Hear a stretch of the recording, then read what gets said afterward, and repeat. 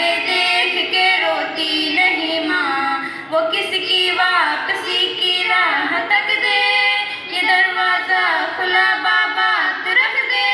वो जो सारी नजरों से गिरा था, न था इंसान ना जिसका खुदा था, मुझे माँ उससे बदला लेने जाना है, मुझे दुश्मन के बच्चों को पढ़ाना है, मुझे माँ उससे बदला लेने जाना है, मुझे दुश्मन के बच्चों को पढ़ाना है। वो डर के सामने हंसता गया है, वो अपना छोड़ कर बसता गया है, वो एक ऐसी कहानी लिख गया, वो किताबों में निशानी रख गया, वो माथा चूमने वाला लहू था, वो जिसने ख्वाब का भी खून किया था, मुझे माँ उससे बदला लेने जाना है।